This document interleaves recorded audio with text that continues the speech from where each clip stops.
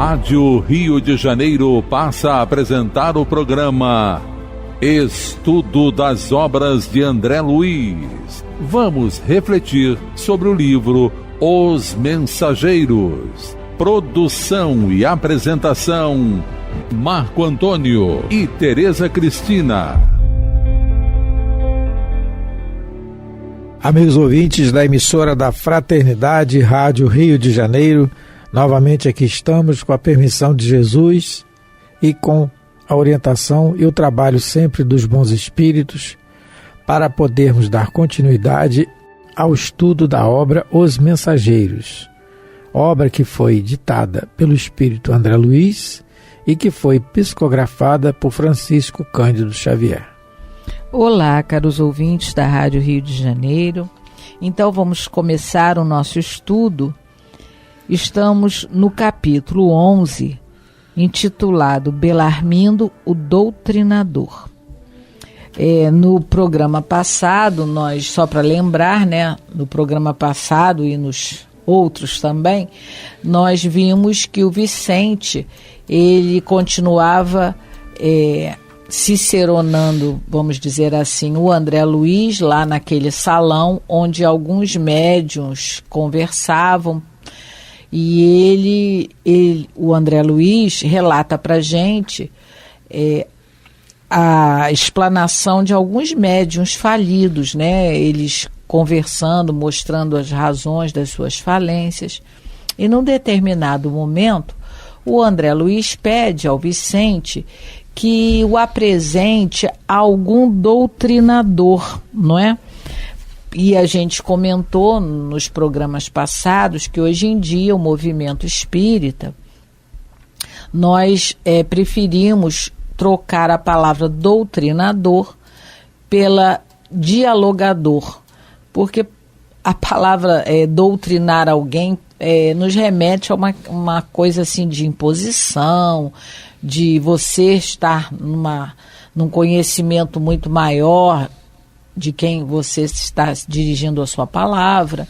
Então, no movimento espírita agora se usa, essa palavra, dialogador. Não queremos dizer com isso que está errado o que está escrito aqui no livro, não é isso não. É que a gente se põe numa condição de professor que quer ensinar alguém alguma coisa que a gente não faz, não é? A gente aconselha, seria até um aconselhador, um dialogador e tal. Ouvinte, alguma coisa assim. No fundo, a gente está tentando doutrinar sim, mas temos que ter sempre em mente que precisamos nos doutrinar primeiro. Né? Então, vamos começar a nossa leitura a partir do capítulo do parágrafo 10. O capítulo é o 11. Não é? Ele, lembrando que ele foi apresentado, o Vicente lembrou-se que ele conhecia sim um doutrinador chamado Belarmindo Ferreira. E ele leva o André Luiz para conhecê-lo. E aí vamos começar a ler o que o Belarmindo Ferreira vai dizer para o André Luiz. A missão do doutrinador é muitíssimo grave para qualquer homem. Não é sem razão que se atribui a nosso Senhor Jesus o título de mestre. Lembrando que quando chamaram Jesus de bom mestre, ele recusa a qualidade de bom, diz, não é, que bom só Deus o é, mas que o título de mestre ele aceitava sim, porque foi isso que ele veio fazer aqui na Terra, nos ensinar como deveríamos nos comportar para que pudéssemos evoluir moralmente, não é? Intelectualmente também, de uma maneira certa, correta. Então, ele diz isso aqui. E isso que a Tereza coloca, a gente pode encontrar no Evangelho. Em João capítulo 13, né? Capítulo 13, versículo 13. Ele fala: vós me chamais de mestre e senhor, e disseste bem, porque eu sou. Porque ele veio nos ensinar. Ele realmente é o doutrinador, por excelência, né? E no Evangelho segundo o Espiritismo tem uma mensagem, no capítulo 1, item 9, a Nova Era, uma mensagem muito bonita de um espírito israelita. Não diz quem é, só diz assim, que é um espírito israelita. E é um detalhe muito importante que se intitula israelita, mas reconhecendo Jesus como o continuador da obra. O continuador da obra que ele mesmo iniciou, porque ele via Moisés que abriu o caminho, ditado pelo Espírito. Jesus continua a obra e o Espiritismo a concluirá. E dizendo que essa continuação da obra realmente são os ensinamentos e colocados em prática, né? Porque Jesus é o nosso, não somente o nosso guia real, mas o nosso modelo, pelo exemplo que ele deu. O Belarmino, ele vai depois, né, quando ele chega novamente ao mundo espiritual, ele vai entender que o verdadeiro mestre não é só aquele que fala, mas principalmente aquele que pratica o que ensina. Então, o Belarmino, ele vai, na realidade a gente vai ver isso mais para frente, vai ser isso que ele vai falar para o André Luiz, que o grande erro dele, né, um dos grandes erros, era não praticar aquilo que ele tentava, né, que ele se comprometeu no mundo espiritual de ensinar e não conseguiu. Um dos problemas, né, porque a gente vai ver mais adiante que o Belarmino teve outros problemas também. Somente aqui vim ponderar bastante essa profunda verdade. Meditei muitíssimo, refleti intensamente e concluí que, para atingirmos uma ressurreição gloriosa, quer dizer, ele usou, né, essa metáfora da ressurreição para falar que quando a gente chega no mundo espiritual, não é? Na realidade, essa ressurreição gloriosa aqui é você sair da vida física e adentrar ao mundo espiritual. Não há, por enquanto, outro caminho além daquele palmilhado pelo doutrinador divino. Quer dizer, entrar no mundo espiritual com êxito, não é? Com, vamos dizer assim, com dever cumprido. Como a gente vai ver lá no livro, acho que é Missionário da Luz, quando se fala dos completistas.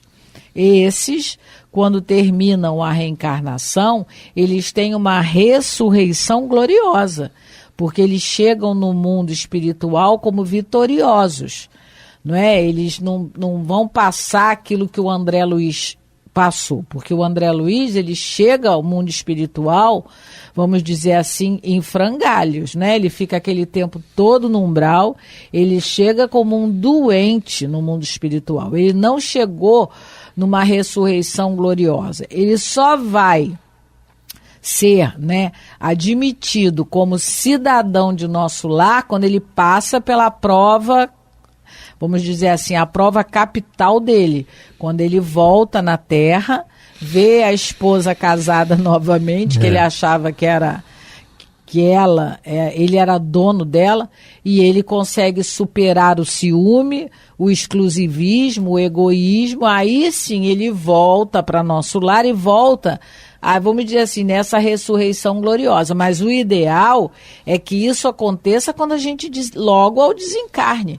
Você chegar ao mundo espiritual com todos os seus deveres cumpridos aqui na Terra, com todas as suas promessas cumpridas, né? Então é o que o André Luiz vai relatar lá em Missionário da Luz, quando ele fala dos espíritos completistas. Então esse nosso amigo aqui, como todos os médios que nós vimos aqui estudando, eles não conseguiram chegar ao mundo espiritual com uma ressurreição gloriosa. Muito pelo contrário. Saíram da encarnação muito debilitados moralmente, não é? E até fisicamente falando. Se a gente lembrar do último caso que a gente estudou, do último capítulo, né? Só para muito interessante, o Joel, que veio, ele saiu louco da encarnação. Não é? Muito pelo contrário, ele tinha alucinações já encarnado, ele chega no mundo espiritual totalmente desequilibrado. Então, e aqui o nosso amigo Belarmino, ele também vai contar para a gente, está contando, já começou a contar, o quanto ele não conseguiu cumprir as promessas que fez antes de reencarnar, o quanto ele também vai chegar ao mundo espiritual com dificuldades. E quando ele fala que não há outro caminho, não há outro caminho além daquele palmilhado pelo doutrinador divino, que é Jesus, que ele está dizendo, né? E nós temos na pergunta do Livro dos Espíritos, sempre lembrando, a questão 625, quando Kardec pergunta qual o tipo mais perfeito que Deus nos deu para nos servir de modelo e guia. E a resposta é simples e direta, Jesus. Então, o modelo e guia. E o caminho seguido por ele, palmilhado pelo doutrinador divino. É interessante, se o ouvinte quiser pesquisar, no livro Boa Nova, no capítulo 4, é muito interessante a família Zebedeu, titulando a família Zebedeu, que é quando Jesus convida Tiago e João para serem seus discípulos. Tiago Maior, que era irmão de João, e João evangelista, né? Filhos de Zebedeu, o pai. E a mãe deles, a esposa de Zebedeu, pede a Jesus, porque ela já tinha ouvido algumas oratórias de Jesus, os ensinos, e ficou maravilhada, e Jesus fala da fundação de um reino. Eles estavam colocando a questão do reino como um reino aqui da terra, e não é esse, é o reino dos céus, em que ele vai explicar o que é o reino dos céus. E é muito interessante quando ela pede a ele, se no reino, na fundação do seu reino, pode sentar. Os seus filhos podiam sentar, os dois, né? Podiam sentar um à direita e um à sua esquerda, quer dizer, serem lá os ministros principais do reino, vamos dizer assim, né? Os cargos mais importantes. E ela fala com eles vão estar preparados para beber do meu cálice. E ela não entende. Então o Zebedeu vai falar com Jesus para procurar um entendimento, e ele explica. E essa explicação de Jesus, repetindo, capítulo 4 do livro Boa Nova, ele explica para ele, muito interessante, o que é beber do cálice. Ele pergunta, algum profeta, você que conhece a Torá, né, os ensinamentos judaicos, algum profeta deixou de sofrer? Algum profeta passou bem assim? Daí diz que não. Todos que pregam a verdade, que tentam a todo esforço seguir os ensinamentos, seguir os ensinamentos divinos, eles sofrem. E isso é beber do cálice. Então, quando ele está falando aqui, caminho palmilhado pelo doutrinador divino, não há outro caminho, é esse caminho aqui que Jesus explica para Zebedeu. É muito interessante isso, né? E foi o que Jesus sofreu. Não é que nós viemos na Terra para sofrer, não é isso. Nós viemos para dar exemplo de resignação. Aí cada um de per si, que eu não consigo ainda, e não vou conseguir um dia. Mas para isso a gente tem que meditar e estudar, né? Saber onde quer chegar.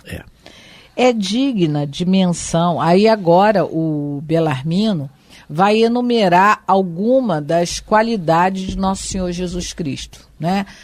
Aí, qualidades e vivências dele aqui conosco. E aí ele começa.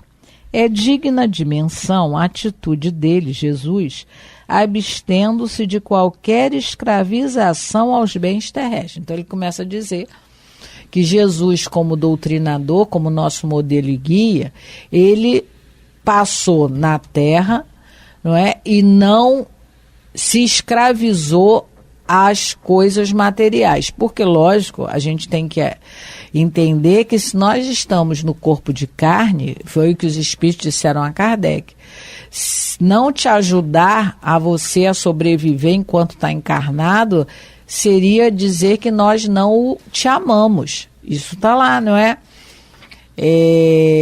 Em obras póstumas. Então, mesma coisa, a gente precisa das coisas materiais. A gente precisa se vestir, comer, ter um teto sobre a nossa cabeça, meios de locomoção, ainda mais nos dias de hoje.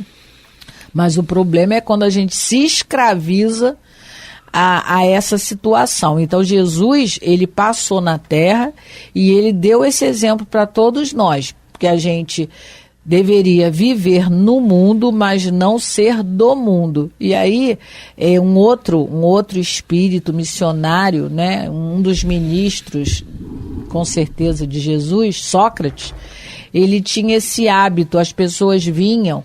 Contam, né, os biógrafos, que ele entrava nos mercados, olhava tudo e saía. Mas ele fazia questão de fazer esse passeio. E aí perguntaram para ele, não é? Mas Sócrates, por que você entra tanto no mercado, sempre está querendo ir e sai sem nada? Aí ele teria respondido que ele gosta de ir lá para ver quantas coisas já não lhe fazem mais falta.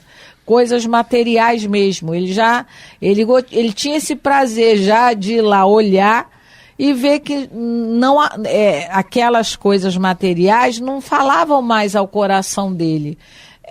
Acredito que numa demonstração de já estar mais espiritualizado, e ele se sentia bem dessa maneira. Então, não é que nós vamos deixar de ter as coisas materiais, não é? Porque a gente precisa, até porque se a gente não trabalhar e conquistar as coisas materiais, a gente vai ser um peso para alguém. Alguém vai ter que nos sustentar. Alguém vai ter que nos fornecer comida, roupa, não é? Nós também não, nenhum de nós vamos, né? Você é andarilho. Isso não é o correto, não é? A lei de sociedade que está lá no Livro dos Espíritos. E não esquecendo que está falando aqui, está dando um exemplo de Jesus, né? Abstendo-se de qualquer escravização do bem terreno. A palavra é escravização. A palavra é certa, mas que não é o nosso caso. O Emmanuel tem uma frase muito bonita, ele diz assim, contra o nosso anseio de claridade, temos milênios de sombra. Então, a vontade da gente progredir, ela está juntamente, está associada aos milênios de sombra que nos empurram para trás. Né? O que são os milênios de sombra? São as experiências reencarnacionistas que nós já tivemos aqui na Terra e antes daqui, e antes daqui, porque não somos originários daqui, né? Está no Evangelho segundo o Espiritismo, nós somos espíritos exóticos.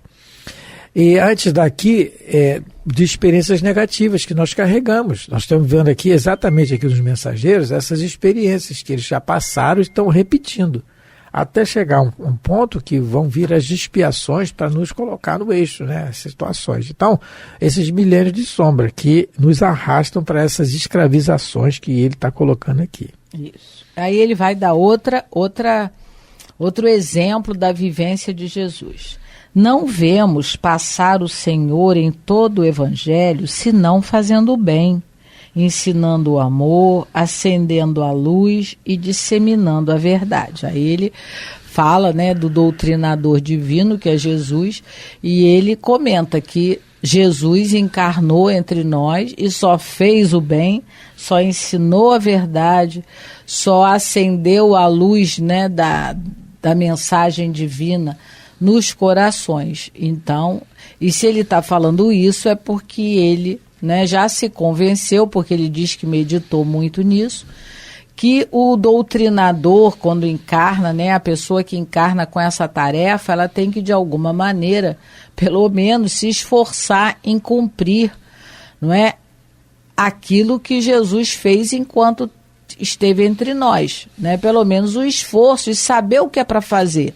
Não viver na ilusão de que eu não consigo. Isso, né, a Joana é muito clara para nós e é a verdade. Nunca digas não consigo, digas não quero.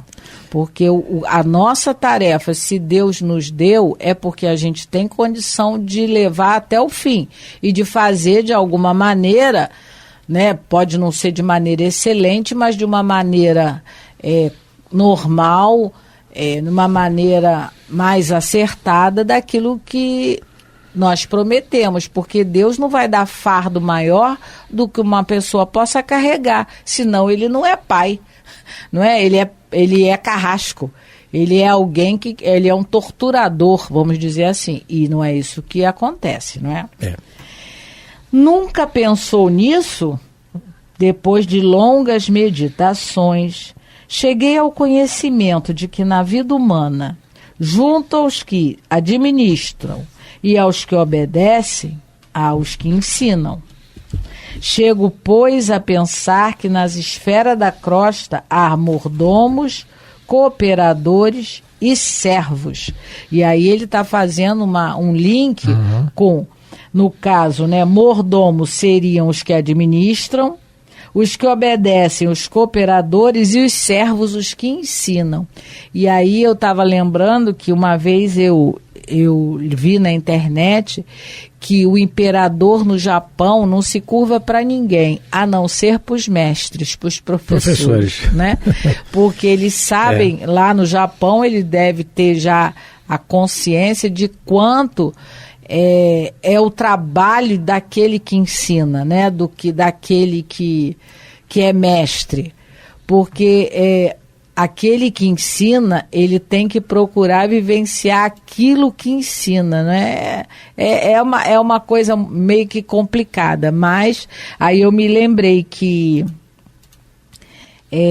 lá no Japão acontece isso. O imperador sabe da importância daquele que vai ensinar alguma coisa, né? A postura dessa pessoa. E, infelizmente, às vezes a gente observa que alguns mestres dentro de sala dão o exemplo, ensinam muito só a matéria, né? Só a parte intelectual, esquecendo-se de que muitas das vezes os alunos, principalmente os de nível, né, Fundamental 1, Fundamental 2, vão estar muito em contato com essas pessoas e vão observar essas pessoas. É bonito de ver na internet, às vezes, o reconhecimento dos alunos quando um professor é verdadeiramente um mestre. Não é só aquela pessoa assalariada que vai e passa aquele conteúdo todo lá no quadro, né? Ou seja, onde for, e é só isso. Então, ele fala aqui na questão dos servos ser os últimos, né? Os que ensinam, se colocando na questão da humildade também, né? E Jesus é o mestre por excelência e o maior exemplo de humildade que nós tivemos na Terra. Sim. Allan Kardec, na pergunta de O Livro dos Espíritos, número 841, que é da Lei de Liberdade, ele faz um questionamento interessante, que nós podemos encaixar aqui. Ele fala, respeitando a lei de liberdade do outro, né? E nós podemos procurar trazer a pessoa que está propagando doutrinas perniciosas, ensinando doutrinas perniciosas, e hoje nós temos muitos via internet, procurar trazer essa pessoa ao caminho da verdade. Nós temos esse dever, ou deixar a pessoa seguir? A resposta é assim: certamente que podeis e até deveis. Quer dizer, a gente pode e deve, né, ensinar o caminho da verdade. Mas ele continua, mas ensinai a exemplo de Jesus, servindo-vos da brandura e da persuasão, e não da força. Então, ele coloca Jesus novamente como nosso exemplo, que veio nos ensinar, nós que pregamos doutrinas perniciosas, e aí, mas ensinar nos servindo da brandura, é diferente da imposição. Então, quando ele fala aqui no livro Os Mensageiros, que os mestres, aliás, os servos, são especialmente esses últimos, os que ensinam devem ser os servos, ele está falando nessa questão da brandura, e não a gente se colocar numa posição que sabe mais e por isso é superior ao outro. Não é assim que deve ser. Jesus nunca fez isso. Ele coloca a questão da humildade em primeiro lugar, sempre, né? E tanto que tem a mensagem lá, lavando os pés do discípulo, que no ritual judaico era tipo uma humilhação. E Pedro se nega a fazer isso. Ele repreende: não, você tem que lavar, eu não vou lavar o pé do senhor, não. Vai sim. Então ele é o mestre por excelência nesse sentido, né? O maior servo de todos. No próximo programa a gente vai comentar mais um pouquinho sobre essa questão, não é, da doutrinação, de como deve ser essa doutrinação, o ensinar, não é? Mas chegamos ao final de mais um programa, lembrando que hoje nós estudamos o capítulo 11 do livro Os Mensageiros. Gostaríamos de mandar um abraço para todos os ouvintes, rogando a Jesus, aos bons espíritos, que abençoe vossas vidas e vossos lares. Muita paz. Muito obrigado a todos pela atenção, pelo carinho. Fiquem com Deus. Você ouviu pela Rádio Rio de Janeiro o programa Estudo das Obras de André Luiz, com o livro Os Mensageiros. Produção e apresentação: Marco Antônio e Tereza Cristina.